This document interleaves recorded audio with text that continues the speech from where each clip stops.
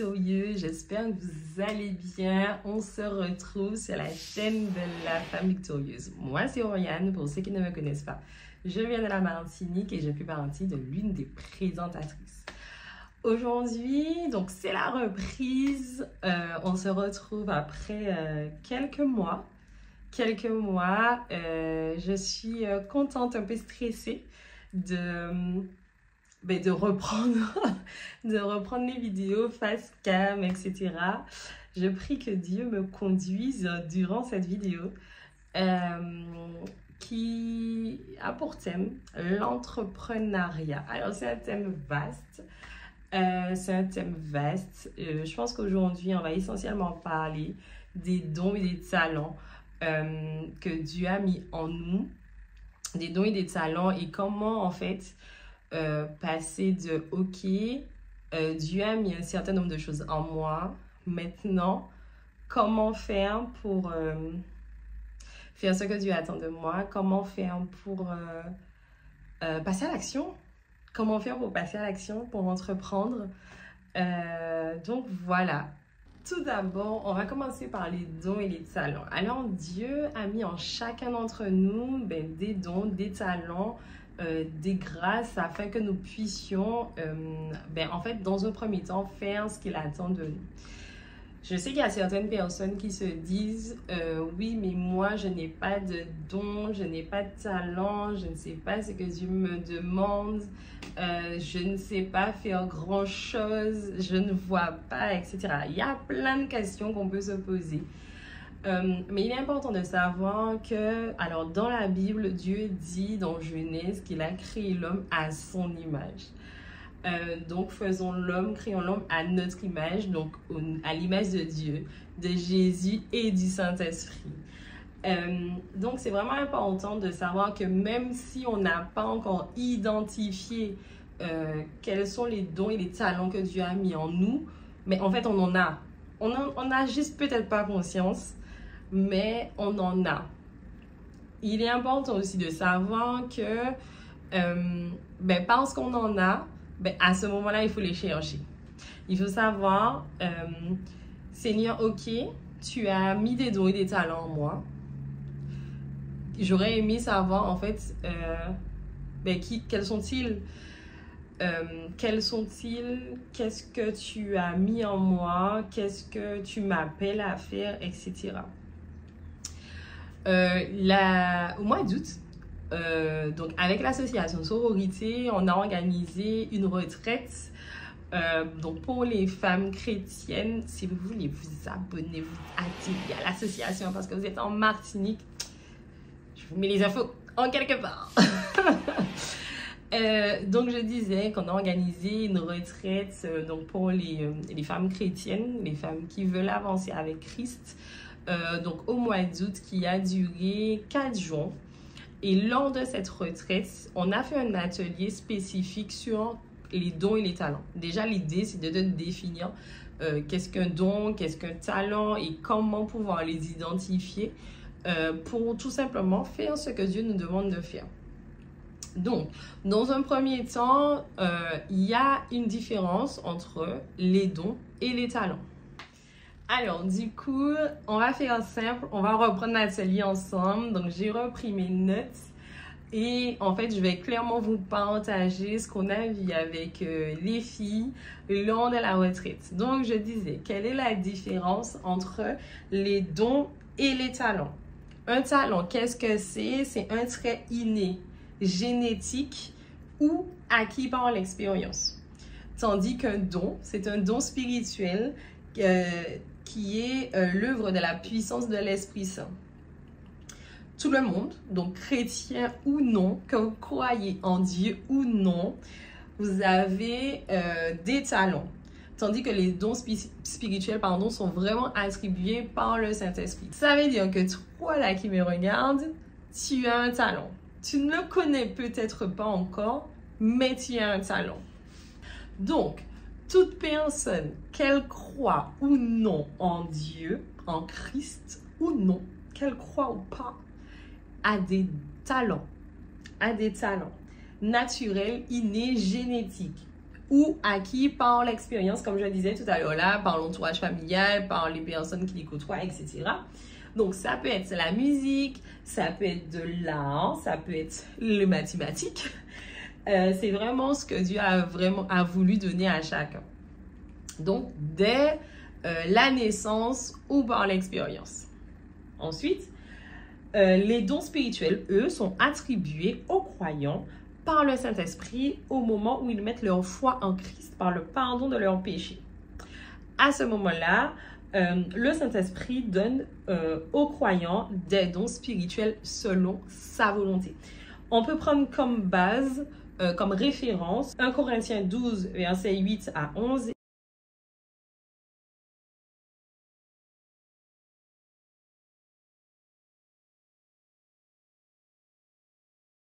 Et Éphésiens 4, versets 10 à 12.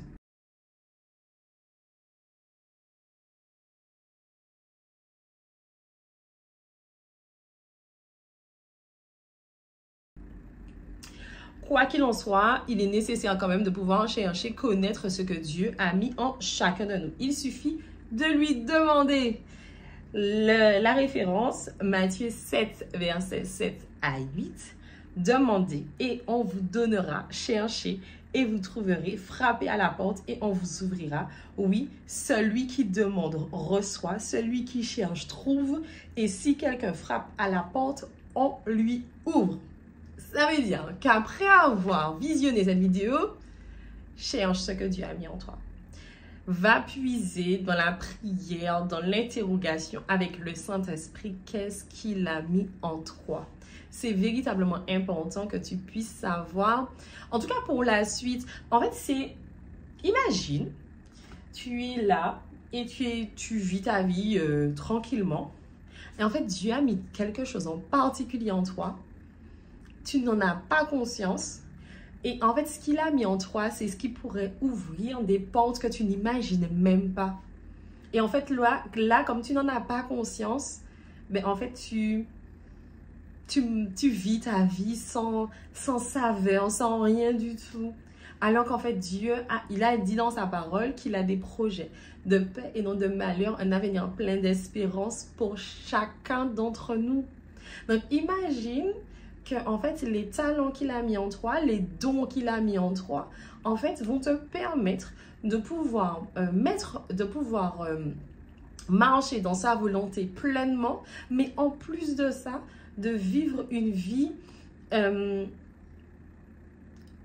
vie qui te correspond. Parce qu'en fait, s'il a mis quelque chose en toi, c'est que, en fait, c'est dans ton ADN, c'est en toi, mais en fait, c'est surtout sur le chemin qu'il a tracé pour toi, la direction qu'il veut te donner. Et en fait, comme toi, tu n'en as pas conscience, ben, tu prends d'autres chemins, d'autres voies, mais qui ne te correspondent pas à toi par rapport à ce qu'il a mis en toi.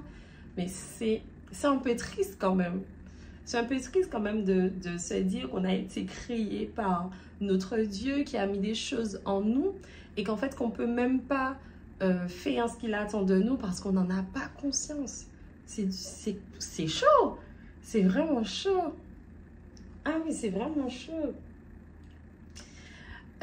Si on prend dans la Bible, du coup, la parabole des talents, je crois que j'en ai déjà parlé dans l'une des vidéos, je ne m'en souviens plus. Mais pour montrer à quel point c'est important de faire fructifier ce que Dieu nous a donné, parce que même le peu, en fait, le peu qu'il nous a donné, ben, il le multiplie. Le peu qu'il a mis en nous, il le multiplie. Mais en fait, c'est juste merveilleux. C'est-à-dire que c'est comme, je sais pas, quel exemple que je peux donner? C'est comme si on plante des pommes d'eau. Donc Dieu, il a mis une graine de pomme d'eau. Je sais pas pourquoi j'ai pensé à ce fruit. Je sais pas si vous connaissez. Je mettrai une photo, une image peut-être pour vous montrer à quoi ça ressemble. C'est comme si il a mis la graine des pommes d'eau en nous. Donc on est la terre, il a mis la graine des pommes d'eau. Mais qu'en fait, on n'a même pas conscience qu'à cette pomme d'eau là, cette graine là. Et en fait, ben, elle est là. Mais on ne la nourrit pas, on ne lui donne pas, on n'a pas de matière à ce qu'elle puisse pousser, etc. Donc elle est juste là en fait, et on est fade, il manque quelque chose, il manque une saveur. Alors que si on prend conscience que cette graine-là est là et qu'on lui donne les nutriments qu'il faut pour qu'elle puisse faire grandir, donc ça devient un arbre à pommes d'eau. Après, il y a des pommes d'eau, donc ça porte du fruit. Il y a des pommes d'eau qui sont dans l'arbre. Il y a des gens qui viennent manger des pommes d'eau, donc elles sont nourries. Mais en plus de ça, il y a les graines des pommes d'eau qui n'ont pas été mangées, qui retombent dans la terre et qui portent encore d'autres arbres. Je ne sais pas pourquoi j'ai donné cet exemple-là, mais j'espère que vous visualisez quand même là où je veux en venir. J'espère quand même que vous visualisez. Tout ça pour vous dire que non seulement Dieu met quelque chose en nous, mais en plus de ça qui est profitable pour son royaume, mais en plus de ça qui porte du fruit, mais en plus de ça qui se multiplie. C'est merveilleux. En fait, c'est merveilleux.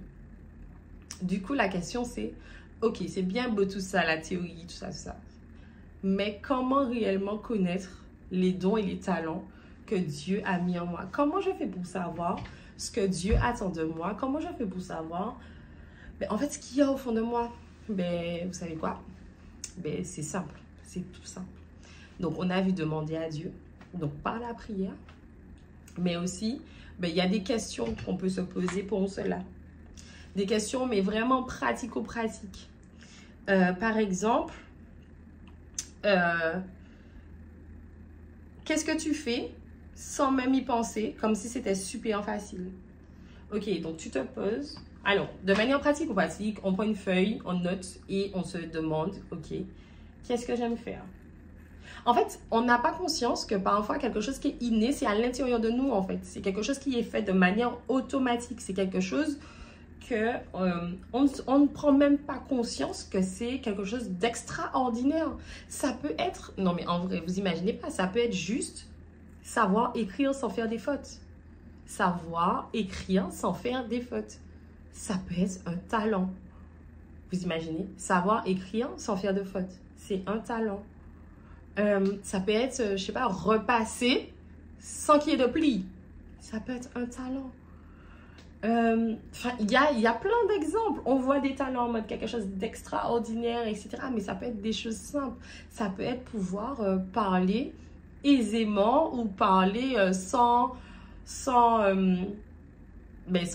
de faute de vocabulaire, parler correctement, articuler correctement, etc. Ça peut être juste ça. Et c'est extra, en fait, parce que c'est pas tout le monde qui peut le faire. C'est un talent.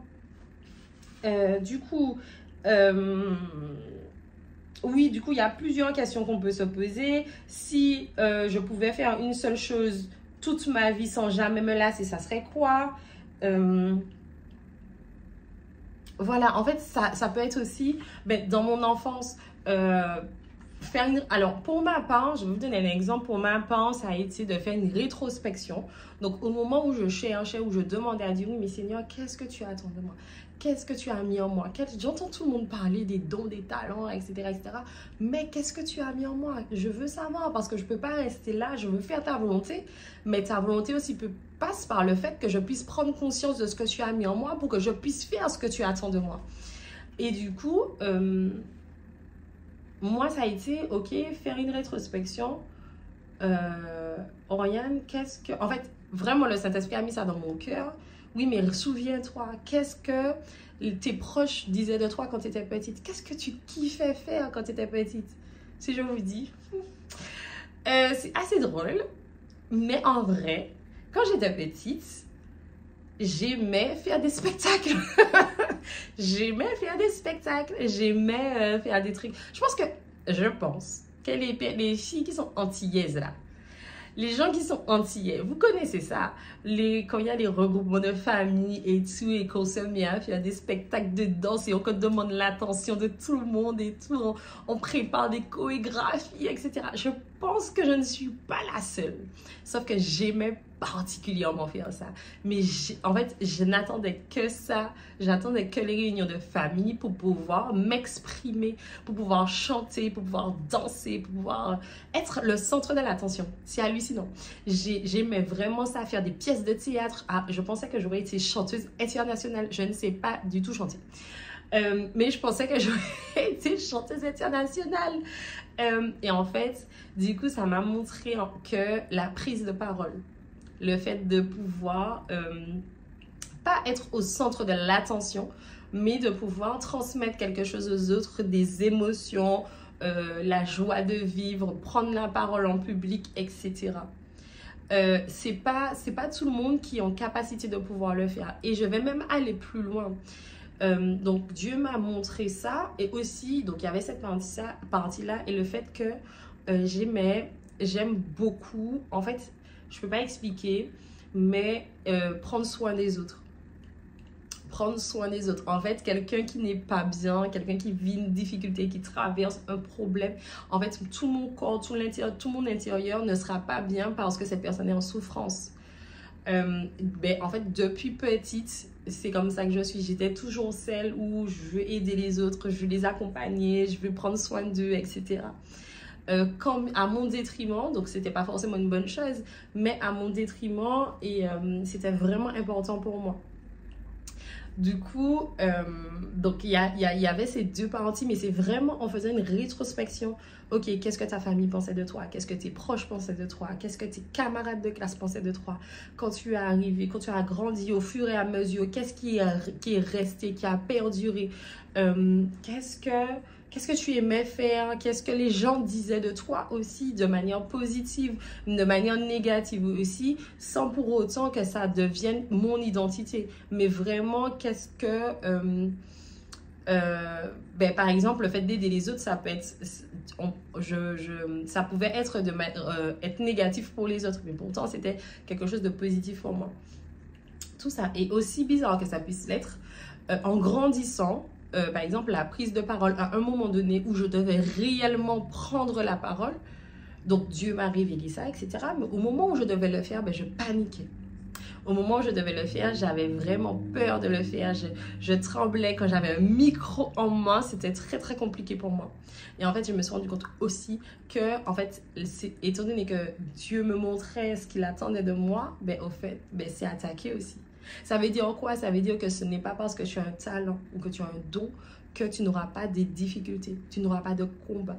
Au contraire, l'ennemi n'est pas content parce que tu rentres dans ce que Dieu te demande de faire, tu prends conscience de ce que Dieu a mis en toi, donc l'ennemi n'est pas content. Entre les forteresses de pensée, les mauvaises pensées, les candidatons, etc., ça crée une espèce de peur, et pourtant Dieu a écrit dans ta parole qu'il ne nous a pas donné un esprit de peur, mais il nous a pas donné un esprit de peur ni de timidité, mais un esprit de force et de courage. Donc ça veut dire aussi qu'à un moment donné, oui, la peur peut faire face, la timidité peut faire face, mais de se rappeler, ok Seigneur, tu m'as donné un esprit de force et de courage, tu as mis des dons, tu as mis des talents en moi, ok, je vais faire ce que tu me demandes de faire. Donc, dans un premier temps, c'est vrai qu'on a axé essentiellement sur comment reconnaître ses talents. Et je peux même vous donner 6 clés. 6 clés pour 6 étapes qui peuvent vous aider pour pouvoir prendre conscience, demander à Dieu quels sont vos dons et des talents pour pouvoir les mettre en application, ou du moins pour pouvoir les exercer, pour pouvoir les faire fructifier. Donc, première chose, demandez au Créateur. La base... Par la prière, demandez à Dieu. Comme je le disais tout à l'heure là, demandez, frappez, cherchez, insistez, persévérez jusqu'à ce que vous ayez la réponse. Jusqu'à ce que vous ayez la réponse. Deuxième clé, s'entourer des bonnes personnes qui sauront vous aider à identifier vos talents. L'entourage est très important. On l'a déjà dit, on l'a déjà redit, c'est super important d'avoir un entourage de qualité parce qu'ils vont vous aider justement à pouvoir vous poser les bonnes questions. Ils vont vous aider à pouvoir mettre en avant que Dieu a mis en vous. Ils vont pouvoir identifier aussi en vous disant, oui, mais en fait, tu ne prends pas conscience que tu as ça en toi, etc. Même si en fait ce sont des graines qui seront plantées, même si la prise de conscience viendra après, mais ce sont quand même des graines qui seront plantées. Expérimenter de nouvelles choses. Ah, ça c'est important. Expérimenter de nouvelles choses. Par exemple, quel exemple que je veux donner? En fait, le fait de pouvoir être dans l'action, donc le fait de pouvoir se dire, ok Seigneur, je cherche quels sont mes dons et mes talents, et en même temps je suis dans l'action. En même temps, je ne suis pas là, j'attends pas que ça tombe du ciel, mais je je cherche, j'essaye de nouvelles choses, j'adhère à une association pour pouvoir découvrir des choses, j'aime bien voir la peinture, ben je vais essayer pour voir si j'arrive à peindre. J'aime bien maquiller. Enfin, je trouve ça joli. Je vais essayer pour voir si j'aime réellement ça. En fait, vraiment être dans l'action. De pouvoir essayer de nouvelles choses. Pas des choses qui nous plaisent pas, des choses qui nous plaisent. Et en fait, au fur et à mesure, si ça se trouve, on n'en aura même pas conscience. Au départ, ça se trouve, ça sera juste quelque chose qu'on aime. Mais au final, ça sera vraiment quelque chose, un don, un talent que Dieu a mis en nous. Mais en fait, le simple fait qu'on ne l'a jamais expérimenté, on n'en avait pas conscience. Ensuite, faire le bilan avec soi-même. Donc, comme je disais, la rétrospection, se poser les bonnes questions, etc. Travailler et être patiente. Alors, ça m'a pris bien un an avant que je ne prenne vraiment conscience de ce que Dieu avait mis en moi. Et encore, ça a pris plus de temps que ça parce que j'avais conscience de certains nombres de choses et au fur et à mesure, ben, en travaillant sur ce dont j'avais conscience, ce dont j'ai pris conscience, ben, en fait, Dieu m'a révélé d'autres choses. Et j'ai trouvé ça extraordinaire. Donc, en fait, oui, ça a pris du temps. Ça a pris du temps, mais c'est pas parce que ça a pris du temps que j'ai abandonné, que je n'ai pas continué à insister. Oui, parce que j'ai insisté avec Dieu. Que je n'ai pas été dans l'action non plus. À partir du moment où j'ai compris, ok Seigneur, tu as mis ça en moi, ben je passe à l'action, je fais telle chose pour apprendre, etc. Mais quand j'ai continué à apprendre, ben en fait, ok, ben ah oui, Dieu aussi, tu as mis ça. Ah, mais je savais pas, par exemple, organiser des événements, mais je n'avais aucune idée. Quant à ça, c'est un témoignage. Parce que je n'avais aucune idée que j'avais cette capacité-là. Dans le sens où, pour moi, certes, je m'étais rendu compte quand même que à chaque fois qu'il y avait des anniversaires organisés, à chaque fois, je disais à mes amis, oui, mais si vous avez besoin d'aide, n'hésitez pas, tout ça. Non, ça, c'est toujours dans le côté aider les autres. Mais si vous avez besoin d'aide, n'hésitez pas, etc., etc. Et en fait, jusqu'au moment où par rapport à la création de l'association Sororité, j'ai eu à organiser le premier événement, la première rencontre avec les membres. Et du coup, en fait, c'est là que je me suis rendu compte, ah ouais, d'accord. Ok, je n'avais jamais organisé véritablement quelque chose avec un public extérieur, etc., avec la famille. Bon, c'était des trucs vite faits, etc., mais sans plus. J'avais eu aussi l'expérience dans l'organisation de mon mariage aussi, mais en fait, comme j'étais accompagnée aussi par celle qui coordonnait le mariage. Donc, en fait, je n'avais pas tilté. Mais lorsque j'ai eu à organiser véritablement la première rencontre de l'association, je me suis dit, ah d'accord, ok. Et en fait, les retours qui ont pu être faits, ah oui, c'était bien organisé, c'était bien fait, etc. Pourtant, c'était le premier. C'était le premier. Après, j'ai eu une demande d'une amie qui m'a demandé d'organiser son mariage de près de 180 personnes. Je me suis dit, hey, Seigneur, c'est quoi ça? Hey, je ne fais pas ça. En fait, pour moi, la valeur du mariage a une telle importance qu'il était inconcevable pour moi que ça ne soit pas un professionnel qui organise le mariage parce que je ne me sentais pas qualifiée, je ne me sentais pas professionnelle non plus.